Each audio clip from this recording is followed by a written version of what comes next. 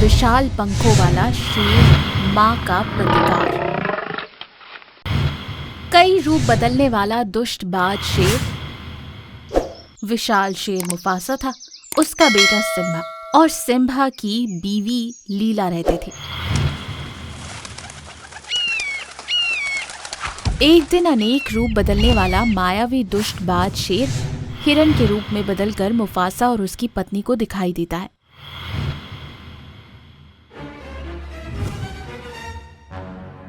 Mufasa, मुझे वो हिरन को खाने का मन कर रहा है, तुरंत जाकर ले आओ। मैं तुम्हारी इच्छा को पूरा करूंगा, लेकिन आप लोग बहुत सावधानी से रहना।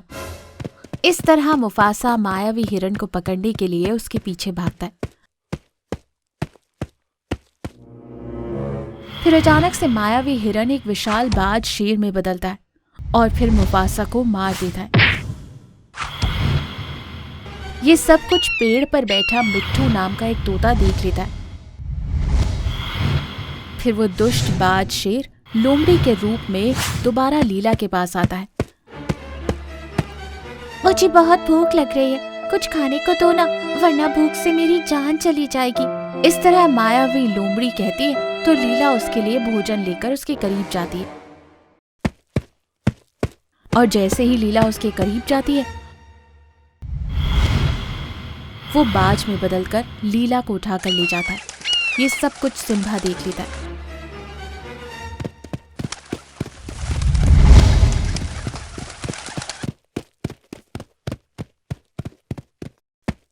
फिर वो परेशान होकर उसके पीछे भागते भागते थका हारा एक जगह गिर जाता है।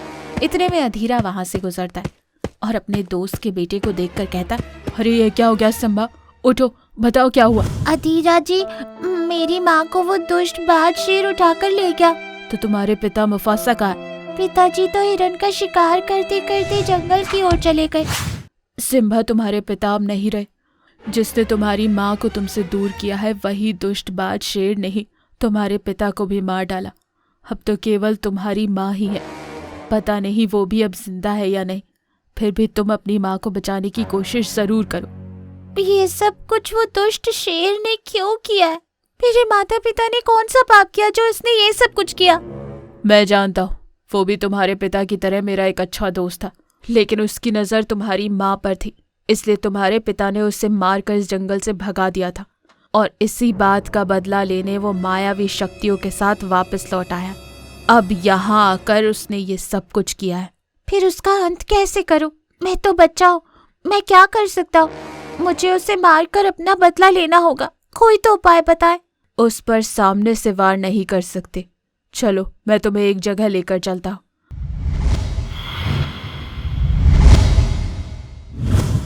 इस तरह अधीरा सिम्बा को लेकर दूसरे लोक में जाता है। वहां पर सिम्बा को अधीरा असीम शक्तियां देता है। इससे सिम्बा विशाल पंखों वाले शेर में बदल जाता है।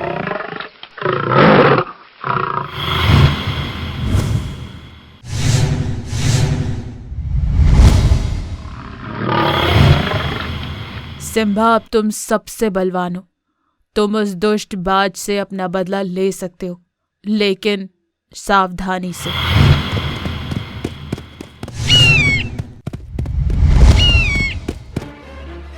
तुमने मेरे माता पिता को दूर कर दिया, मेरे पिता की हत्या कर दी।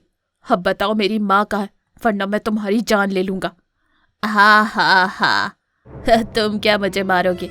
दिखने में तो इतने छोटे हो, क्या बिगाड़ लोगे मेरा? लेकिन तुम्हारी हिम्मत को देखकर मैं बहुत खुश हूँ। तुम्हारी माँ वहाँ बंदी पड़ी है और सुरक्षित है, जाकर देखो उसे। काला की बात सुनकर सिम्बा तुरंत अपनी माँ के पास जाता है और उनकी हालत देखकर रोने लगता है। सिम्बा, रो मत, हिम्मत से काम लो, तुम्हारे पिता के हत्यारे को मारकर अपना बदला लो और उस दुष्ट बाज को जान से मार दो। अपनी माँ की बातें सुनकर सिम्बा एकदम से विशाल पंखों वाले शेर में बदलकर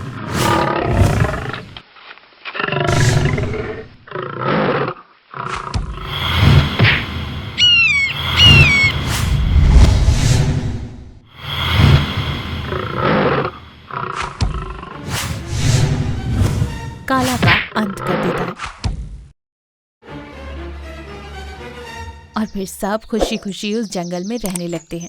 इस कहानी से हमें ये सीख मिलती है कि न्याय की हमेशा जीत होती है, धर्म हमेशा हार जाता है। जंगल का राजा शेर खान बहुत ही ताकतवर और निडर शेर था। उसकी पत्नी रीमा गर्भवती थी कि एक दिन कुछ भेड़ियों का झुंड जंगल पर हमला कर देता है। वो जानवरों को बड़ी ही बेरहमी से मार रहे थे। जब ये बात शेर खान को पता चली तो वो अकेले ही भेड़ियों को मारने के लिए निकल पड़ा। ये भेड़िए शेर खान को घेर लेते हैं। शेर खान अकेला था और भेड़ियों का झुंड बहुत बड़ा था। शेर खान उनका सामना नहीं कर पाता और उनसे लड़ते लड़ते मर जाता है। ये सब पेड़ पर बैठा बंदर देख लेता है और वो भागते भागते रीमा के पास जाता है। इधर रीमा एक प्यारे से बच्चे को जन्म देती है। बंदर रीमा को सारी बात बताता है। मैं उन भेड़ियों को नहीं छोड़ूंगी। देखो रीमा बहन, ये वक्त जज्बातों में बहने का नहीं है। अभी अभी तुम एक प्यारे से बच्चे को जन्म दे चुकी हो, इसे तुम्हारी ज़रूरत है। वो भेड़ियों का झुंड काफ़ी बड़ा है और तुम अकेले उनका सामना नहीं कर पाओगी। मेरी बात मानो और इस बच्चे को लेकर किसी सुरक्षित जगह पर चली जाओ।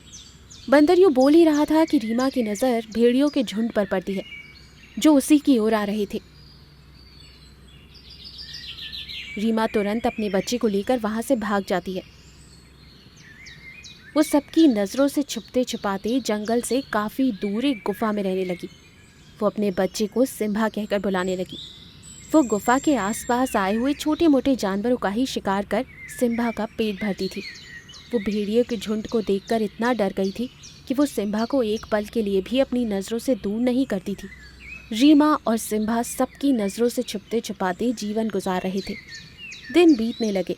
सिम्बा बड़ा हो गया। वो एक डरपोक शेर बन गया था। अब वो एक छोटे से चूहे को देखकर भी डरने लगा था। अगले दिन, माँ बहुत भूख लगी है, खाने को कुछ दे दो। नहीं, आज तुम्हारा शिकार तुम्हें खुद ढूंढना होगा। अगर शिकार नहीं मिला तो भूखे ही रहना। ये कहकर रीमा वहाँ से चली जाती है।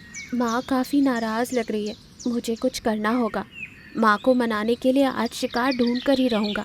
ये कहकर सिम्बा शिकार ढूंढने निकल पड़ता है और कुछ दूर जाते ही उसे एक सियार का बच्चा पेड़ के नीचे खड़ा रोते हुए नजर आता है।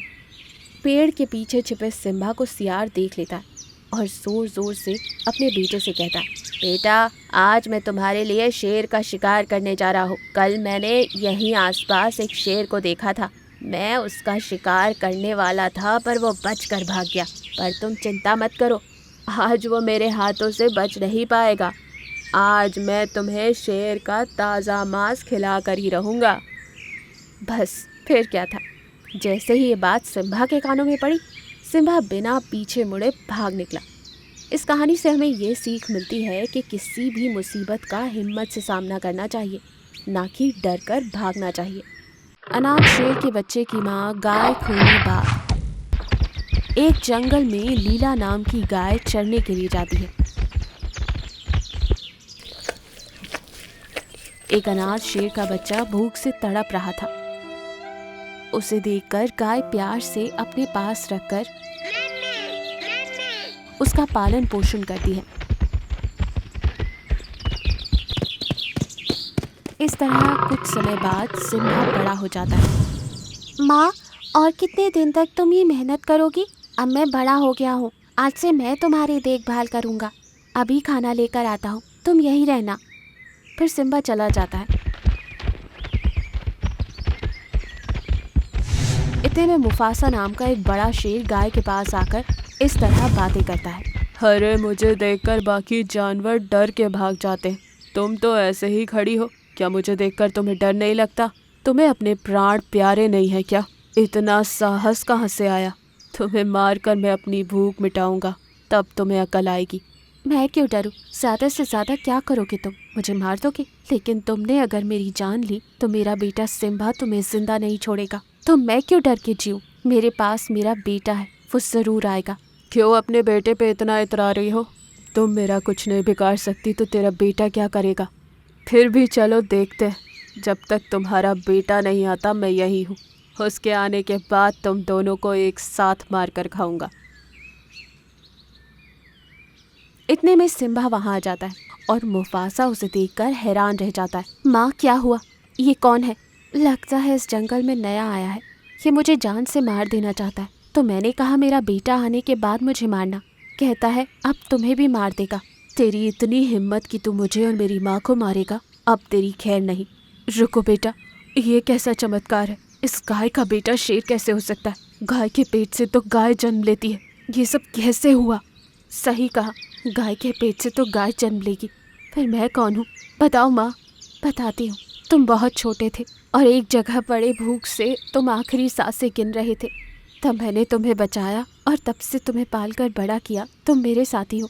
मैं तुम्हारे माँ बाप को नहीं जानती और मुझे ये भी नहीं पता कि तुम वहाँ अकेले क्यों पड़े थे। इसका कारण मैं बताता हूँ। सिम्बा मेरा बेटा है।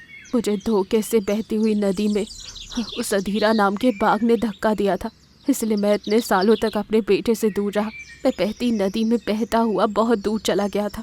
बाद में मैंने मेरे बेटे के लिए बहुत ढूंढा, पर वो कहीं नहीं मिला।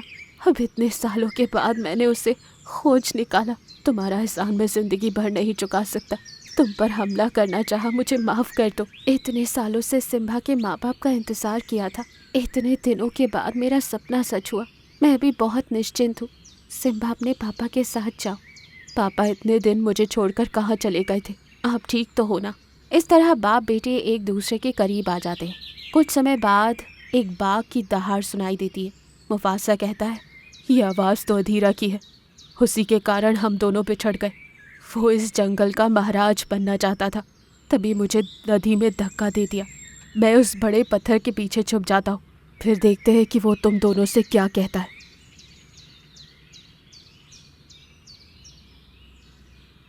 इतने में अधीरा वहाँ आता है। पत्थर के पीछे छुपा मुफासा अधीरा को देख रहा था। आप दोनों कौन हो और यहाँ क्या कर रहे हो? मैं इस गाय को मार कर खा जाऊँगा और शेर के पिल्ले तुम भी बच नहीं सकते। और तुम्हें देखकर तो मुझे मुफासा की याद आती है, जिससे मैंने नदी में धक्का दे दिया था। सच बताओ कौन हो तुम, वरना तुम्हारी भी खैर नहीं। तुमने धोखे से नदी में जिसे धक्का दिया था वो मुफासा मेरा पिता है। अब मैं तुम्हारा अंत करूँगा। इतने में पीछे से मुफासा आता है। मुफासा को देखकर अधीरा दंग रह जाता है और कहता है, क्या तुम जिंदा हो? उस बहती नदी में तुम वापस कैसे बचे? जंगल का राजा बनने के लिए तुमने जो किया, उसकी वजह से मुझसे मेरा बेटा अलग हो गया। वो तो भला हो लीला का जिसने मेरे बेटे की जान बचाई और उसे पाला, वरना वो भूख से तड़प कर मर जाता। अब मैं तुम्हें जिंदा नहीं छोड़ूंगा।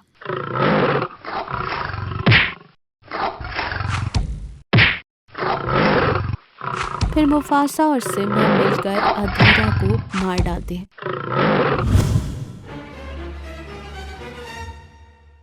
और तीनों मिलजुल कर हंसी खुशी जीवन बिताते हैं।